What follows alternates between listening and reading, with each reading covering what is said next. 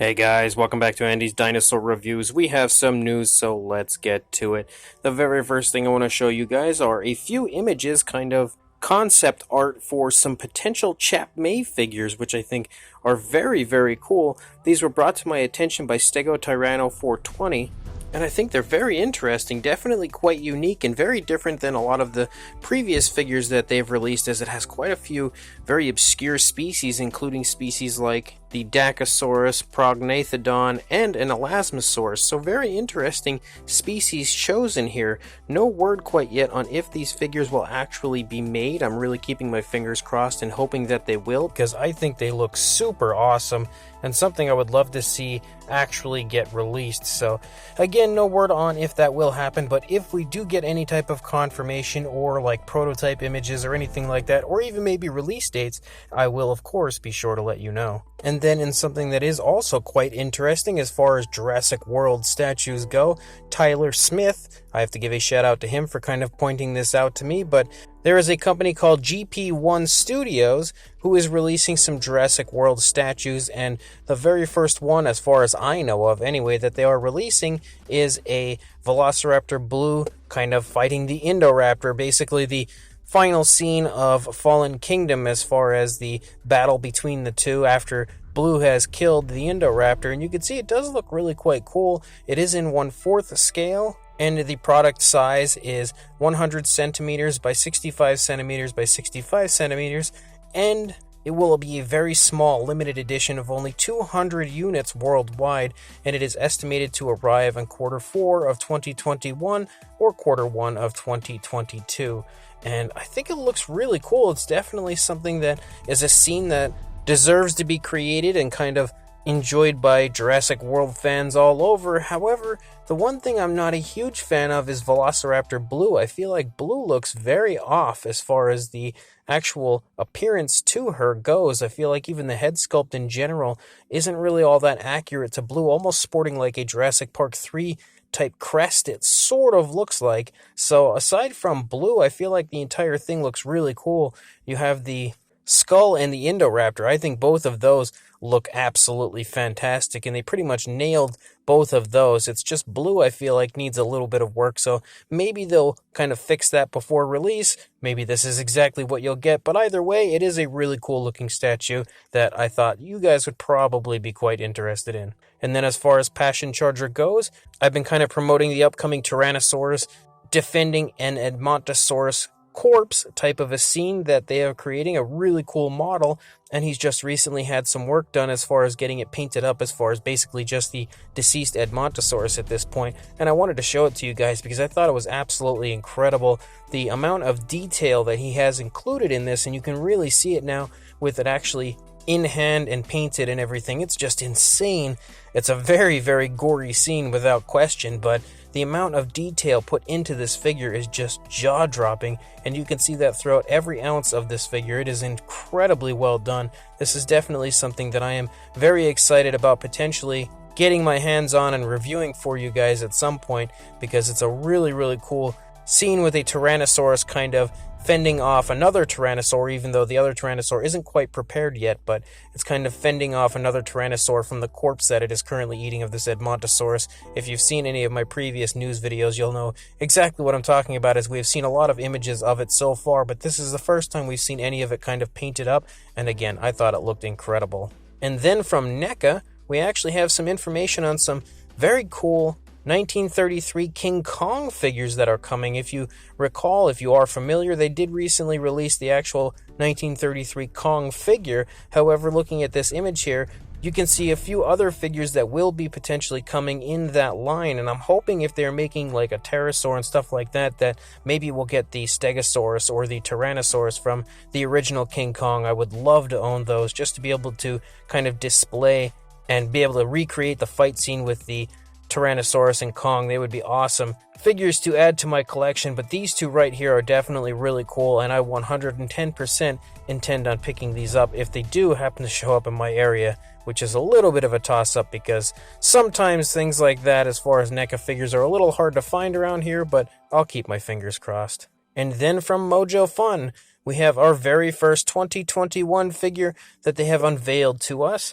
hopefully we'll have quite a few more as far as the prehistoric line goes. No word quite yet on what other species as far as prehistoric figures they will be releasing, but we do have this one, which is the Smilodon, and I think it looks great. I am a huge fan of Mojo Fun, and I feel like they just continue to improve more and more every single year, and the 2021 line may provide some of the best Mojo Fun figures that we've seen so far, and this is definitely an incredible interpretation of a Smilodon that I'm really psyched to get my hands on whenever it does officially release. And then as far as Meso Zoo goes, I was recently in contact with them and they sent me quite a few images of a potential paint scheme for their upcoming Spinosaurus. The Spinosaurus will actually be their next release, and they have quite a few that they have recently told me about that they do have intentions of, potentially making afterwards, including a Carnotaurus, which I would be really excited about, and then of course the Prehistoric, which we have seen previously, but I feel like this paint scheme on this Spinosaurus looks incredible, absolutely beautiful looking for sure. Definitely a very nice, very flashy looking paint scheme, but managing to use really nice natural tones, and overall something that I would actually love to see on a Spinosaurus figure, but also something that I 100% could see on a real living Spinosaurus. So I'm really keeping my fingers crossed that that is in fact the paint scheme that they go with for the figure, although they have stated that they are not completely sure quite yet. And then as far as Rebor goes, we have a look at yet another Retrosaur that they are currently working on. This is the third Retrosaur Tyrannosaurus that they are making, but this one is really cool because they're kind of recreating the Invicta Tyrannosaurus, and I am a gigantic fan of not only the Invicta Tyrannosaurus, but the Invicta line. So kind of a tribute to the Invicta line would be this Tyrannosaurus, and it looks absolutely beautiful here as far as the detailing aspect. So I'm really psyched in general for the Retrosaurs because I'm a giant fan of retro dinosaurs, vintage dinosaurs. It's the kind of thing I grew up on, and I will absolutely buy each and every one of them when Rebor does in fact release them.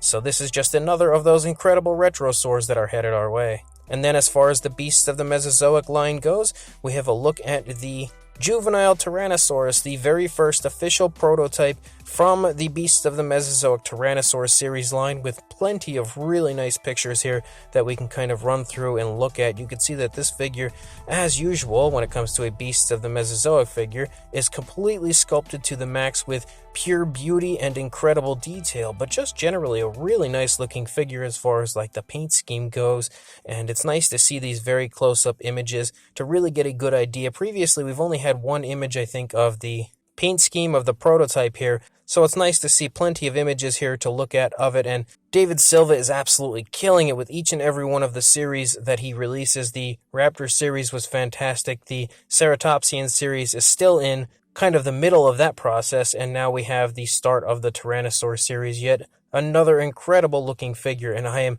beyond excited about each and every one of the Tyrannosaur series figures coming out. And then as far as Mesozoic Life goes, we have a look at their 1/35th scale Spinosaurus, kind of showing us a size of the figure in general, and also just a really nice look at the figure. It's nice to see it all put together, the prototype looking beautiful here, and also kind of getting some close-up images of the detailing aspect of the figure. It definitely looks to be one of, if not the nicest Spinosaurus figures that we'll ever see, and this is definitely something that I'm really excited about in general. The Mesozoic Life series could be one of the best producers of dinosaur figures, producing a figure that is this high quality as far as the Spinosaurus goes. I'll be very excited to see what else they create in the future, but in general, I will just be counting the days until this Spinosaurus actually releases.